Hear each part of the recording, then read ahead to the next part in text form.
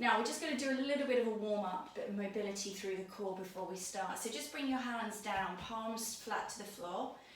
And then from here, we're going to start with just some pelvic tilting. So just getting the pelvic region moving before we do anything else. So imagine you've got like a marble in your belly button and you're kind of tilting your pelvis down here. So you've got your tummy lifted, tailbone down to the mat, rolling the marble down to the pubic bone, and then tilting it back, rolling that marble all the way back into the belly button. So keep the two movements sort of together so the whole movement is seamless, and try to work up to an increased range of motion. So taking that tilt a little bit further each time. Good. Now there are so many core exercises we can do from this position. So I'm just going to go through a few, really trying to cover the whole area. So really all the way from the very top of the ribs down to the pelvis here. So the back into the obliques, the deep inner outer core muscles. Good. Now from here, next time you bring that marble back down here to your belly button, I want you to press into your feet and start to peel up into shoulder bridge. Good. Now make sure you pressurize your big toes as well, so that as you curl up, your knees don't start to flare out. And then inhale as you roll down. Really tilt your pelvis here, tuck your tailbone under, so you can get into that lower back. And then find that kind of neutral spine. And then go again. So tilting the pelvis, lifting up, and then coming all the way back. Good. So let's add a little bit of arm movement here. Now this exercise in itself works the core, especially when you lift the arms away. You don't have the arms then to support you, and your obliques have to become a lot more active to keep the hips level here. Now come up, send the arms all the way back now. So getting a bit of mobility into the shoulders, press the hips up. Now you only want to get those hips up so that they're in line with the shoulders and the knees. You don't want to hyperextend. We're not coming up any higher than that. We just want that straight line from the knees down to the shoulders. Good, all the way up. Good, one more. So lift, and then come all the way down. And then from here, I always tend to wriggle up the mat doing this. Here, we're going to rock the knees over to the side. So take the knees over as far as you can without the opposite shoulder lifting, and then turn your head towards the opposite way that your legs are facing. And then come through the center here and over to the other side. So you get that strong rotation all the way through the trunk of the body here. Good.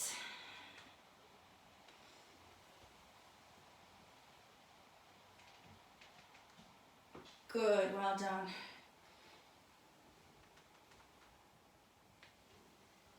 So last one here, and then we'll get moving. So from here, we'll start off with the feet to the floor.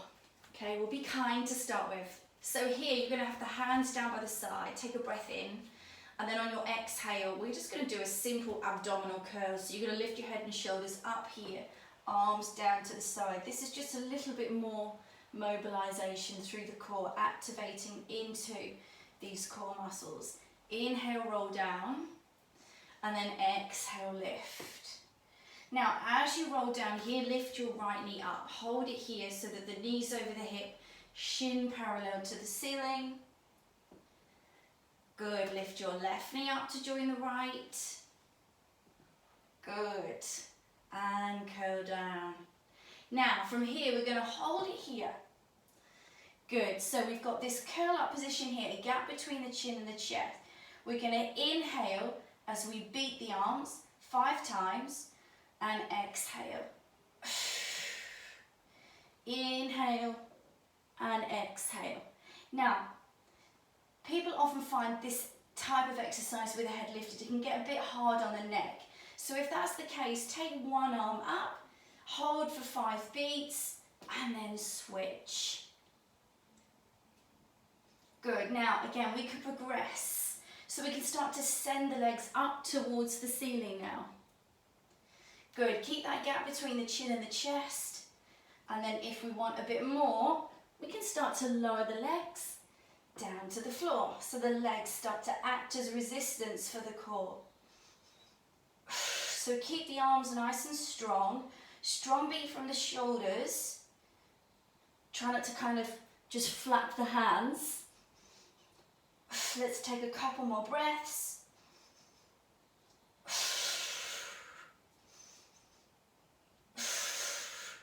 Good, and then bring yourself back down to the mat. Relax the head and just squeeze the knees into the chest here.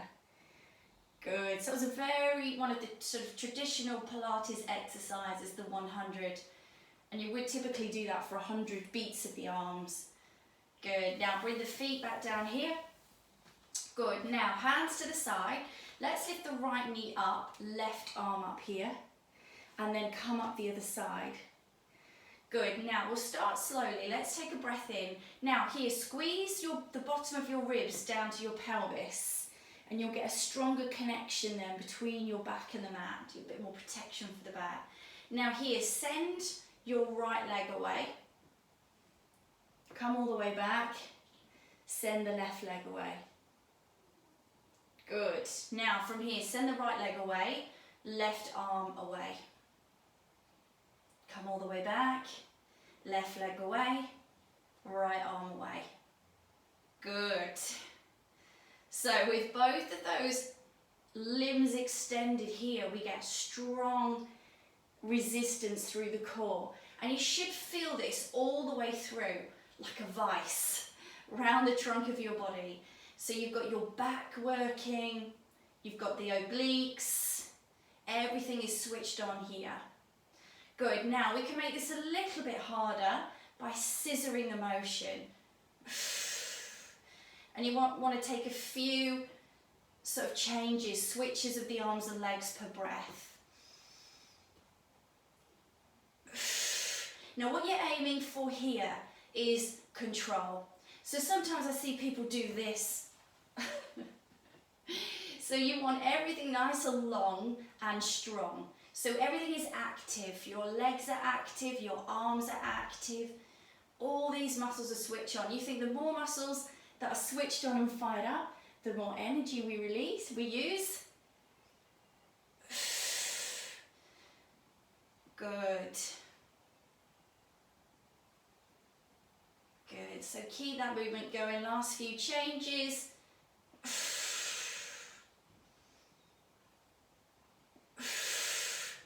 And then again, come back to the center, hug the knees in. Good. So we don't have to go frantic when it comes to working the core. Slow and controlled is just as effective, if not more. Good, so have a little rock around here. Squeeze those knees down, loosen off into the lower back. Good, now hold the legs up here in tabletop. Bring the hands down to the floor, palms flat down. Now here, we're gonna let the legs fall over to the side. Doesn't matter which side, because we're gonna go to the other side anyway. Good, now the key thing is, you only wanna come as far as the opposite shoulder stays down. Okay, so don't come any further if the shoulder starts to lift, because otherwise you won't be able to get back up. Good, then come all the way back to the center and over to the other side. Now if you've got any, I've got the wall in the way here so I can't go so far. If you've got any issues with the back, then the other option here is to do this with the feet flat to the floor. So bring the legs over, come back to the center and over to the other side. Good, then from here we can add progressions, we can make it progressively harder. So when the legs come over, you could extend the top leg. So the weight of that leg again creating resistance. And then over to the other side, extend the top leg. Good, so you may particularly want to do this if you've got the feet down, because you'll get a bit more resistance through the core. Then of course we could extend both legs. Super hard now. Good, again, keeping this opposite shoulder down. Don't let that lift. And again, both legs. So it can't come over as far here because I've got the wall. And then your final option here is to have the legs straight and your legs to move across like window wipers. So all the way over here and then back and all the way over and back. Good. And again, you're going to feel this all the way through the trunk of the body. So we try not to, I try not to, as a coach, to ever work just one muscle group. So although I'm sure it would be lovely for us all to have lovely sculpted abdominals, that's really quite aesthetic and not really very functional. So we want to get the whole of the core. Keep our spine safe. Good. So let's just take one more to each side.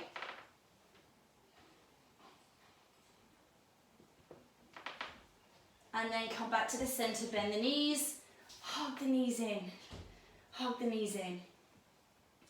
Good. Now from here, bring the feet back down for a second. We're going to bring the legs back up into tabletop. So come up here. Now from here, I want you to reach up, take hold of your right knee, pull it towards you and lengthen your left leg, and then you're going to curl up again. So we've got this curl again. Take a breath in, exhale, inhale, exhale. Good, again, so these legs acting as resistance for the core. Good, so you want a fairly quick change.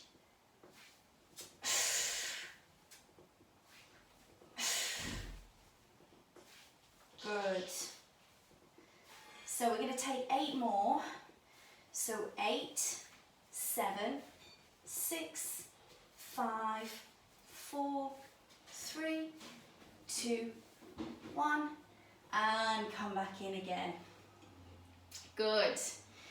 Now from here, you're going to lift the legs up. So you've got your toes pointing up to the ceiling, hands to the floor. Now from here, you're going to lower the legs down towards the floor, and then you're going to curl them in and lift. So try not to lift the shoulders. Lower down, curl the legs in and lift. Again, you want the ribs and the pelvis strongly connected here so that that lower back doesn't arch. Now, if you find the back's arching and this is uncomfortable, try doing it just one leg at a time. Yeah? So one leg at a time. If it's just too much on the lower back, you've got to think that the legs hold the biggest muscles in the body. So, apart from the brain, of course. So, to take those legs out fully extended and roll them in is a huge challenge for the core. So if your core's a little bit weak, you might just want to take those singles. Good. So we're going to take 2 more here.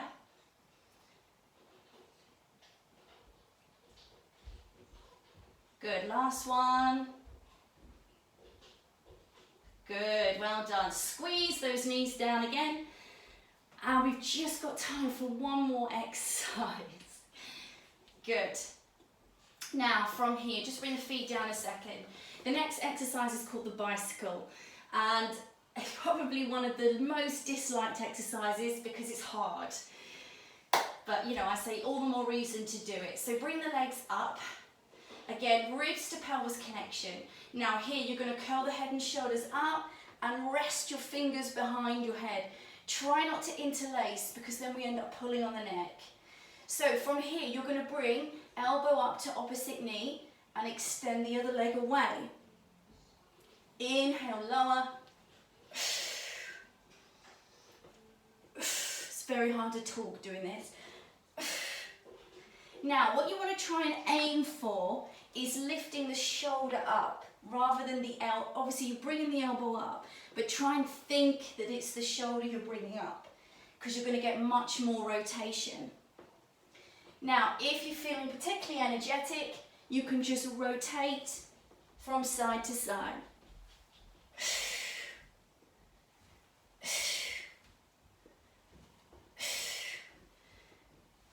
Good, so we hold it here for 8, 7, 6, 5, 4, 3, 2, and 1. Bring those legs down and then just take full body stretch.